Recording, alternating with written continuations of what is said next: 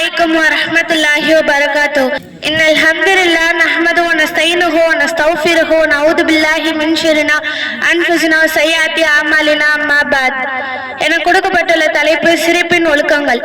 அல்லாஹ் ஒரு ஹியூமன் பீனை படைக்க பார்த்து எமோஷன், சிரிப்பு, கோபம், அழுகை, ஆக்ரோஷம் அப்படிதான் அல்லாஹ் படைத்திருக்கான். அல்லாஹ் ஒரு ஹியூமனை படைக்க பார்த்து ஃபர்ஸ்ட் ஆஃப் ஆல் சிரிப்பை வச்சுதான் கொடுத்திருக்கான். ஒருத்தவங்களை பார்க்க பார்த்து பிறரை சந்திக்க பார்த்து நம்ம சிரிக்க வேண்டும். அவங்கள பார்த்து முகத்தை திருப்பிட்டு போறது அப்படிலாம் பண்ணா அவங்களுக்கு ஹர்ட் ஆகும். அது தவிர்த்து ஒருத்தவங்களை பார்க்க பார்த்து நம்ம எப்பவுமே சிரிச்ச முகத்தோட தான் மீட் பண்ணணும். இங்க ஒரு விஷயம் நடக்குது. ஒரு சஹாபி இஸ்லாத்துல ஏத்துக்கிட்ட பின் அல்லாஹ்வின் தூதர் எப்பப்பெல்லாம் பாக்குறாங்களோ இல்ல கண்டுக்கிறாங்களோ எப்பவுமே சிரித்த முகத்தனோட தான் இருக்கிறாங்க. தேர்ட் விஷயம் அளவோட சிரிக்கணும். ஏதாச்சும் ஒரு சிச்சுவேஷன்ல சும்மா சிரிச்சுட்டே இருந்தா என்ன சொல்லுவாங்க? பைத்தியம் சொல்லுவாங்கல்ல. அந்தந்த சிச்சுவேஷன்ல ஏத்த மாதிரி தான் சிரிக்கணும். இப்போ உங்க ஃப்ரெண்டு ரொம்ப கஷ்டத்துல இருக்காங்க, நீங்க அவங்களோட க்ளோஸ் ஃப்ரெண்ட் உங்ககிட்ட ஷேர் பண்றாங்கன்னா நீங்க அவங்களுக்கு அட்வைஸ் தரணும். இல்ல அந்த சிச்சுவேஷனுக்கு ஏத்த மாதிரி தான் அவங்களோட எமோஷன் வச்சுக்கணும். அங்க போய் சும்மா ரொம்ப சத்தமா சிரிச்சா அவங்க உங்களை என்ன சொல்லுவாங்க? பைத்தியம் தானே சொல்லுவாங்க. அந்த இடத்துல என்னென்ன பண்ணணுமோ அந்தந்த சிச்சுவேஷன்ல எப்படி சிரிக்கணுமோ அதே மாதிரி தான் சிரிக்கணும். அதுதான் நபி ஸல்லல்லாஹு அலைஹி வஸல்லம் சொல்றாங்க அளவோட சிரிங்கன்ட்டு. நாலாவது விஷயம் உண்மையா சொல்லிதான் ஒருத்தவங்களை சிரிக்க வைக்கணும். ஒரு மக்கள் கேக்குறாங்க, நபியே நீங்க எங்களை சிரிக்க வச்சுட்டே இருக்கீங்களே, அதுக்கு என்ன காரணம் அப்படின்னு. நான் உண்மையா சொல்லிதானே சிரிக்க வைக்கிறேன், அதுல ஒன்னும் தப்பு இல்லைன்ட்டு.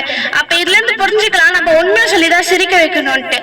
ஐந்தாவது டாபிக் பார்த்தோம்னா பொய் சொல்லி சிரிக்க வைக்க கூடாது. இப்போ உங்க ஃப்ரெண்டு யாராச்சும் சோகமா இருக்காங்க, இல்ல ஏதாச்சும் ஒரு எக்ஸாம்ல ஃபெயில் ஆயிட்டாங்க, அவங்களுக்கு போய் ஏதாச்சும் அட்வைஸ் கொடுக்கணும்னு சொல்லி நம்ம ஃப்ரெண்டு கீழே விழுந்தாண்டா அப்படி ஆயிடுச்சுடா அப்படின்னு போய் சொல்லி சிரிக்க வைக்க கூடாது. அப்படி பண்றவங்களை கேடுதான் அப்படின்னு 2 தடவை நபி ஸல்லல்லாஹு அலைஹி வஸல்லம் சொல்றாங்க. அதே மாதிரி பண்றது தவிர்த்துக்கணும்.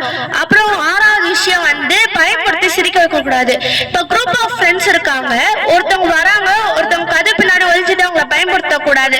அதே மாதிரி பண்றவங்க முஸ்லீம் அது சார்ந்தது இல்ல அப்படின்றாங்க. அதே மாதிரி ஒரு விஷயம் நடக்குது. சஹாபி குரூப் ஆஃப் சஹாபி டிராவல் பண்றாங்க, ரெஸ்ட் எடுக்கலாம்னு சொல்லி ஒரு இடத்துல இருக்கிறாங்க. அவங்க ரெஸ்ட் எடுக்க பார்த்தா அந்த காலத்துல எப்ப வேணா சண்டை போர்ன்னு நடக்கலாம். அதனால அவங்க ஆயுதங்களோட இருக்கிறாங்க. ஒரு சஹாபி என்ன பண்றாங்க, ரெஸ்ட் எடுக்க பார்த்து அவங்களோட ஆயுதங்கள்லாம் பக்கத்துல வச்சு தூங்குறாங்க. அப்புறம் ஏந்திரிக்க பார்த்தா அவங்க ஆயுதங்கள் காணும். உடனே மத்த சஹாபி கிட்ட கேட்க பார்த்து சிரிக்கிறாங்க. அப்ப சொல்றாங்க இவங்கதான் ஒளிச்சு வச்சுட்டு அவங்களை பயமுறுத்திருக்காங்க. பயமுறுத்தி இது மாதிரி சிரிக்க கூடாது. லாஸ்ட் ரொம்ப இம்பார்ட்டன்ட் டாபிக், ஏதாச்சும் அழிவு விஷயம் கேட்க பார்த்து சிரிக்க கூடாது. இப்போ ஒருத்தவங்க வயசானவங்க இருக்கிறாங்க, அவங்களுக்கு ரொம்ப நாளா உடம்பு சரியில்லை, ஹாஸ்பிட்டல் பெட்ல அட்மிட் பண்ணிருக்காங்க. சில பேர் என்ன சொல்லுவாங்க, எத்தனை நாள் அது உயிர் வாங்கி எல்லாரும் உயிரும் வாங்கிட்டு இருந்துச்சு, எத்தனை நாள் கஷ்டப்பட்டுட்டு இருந்துச்சு எல்லாரையும், நல்ல வேலை இப்ப போயிடுச்சு அப்படின்னு சொல்லுவாங்க. அது மாதிரி சொல்லவே கூடாது. அந்த இடத்துல நிறைய பேர் சிரிப்பாங்க, அதெல்லாம் தவிர்த்துக்கணும். நம்ம மார்க்கம் சிரிக்கிறது கூட எப்படின்னு சொல்லி தந்திருக்காங்க.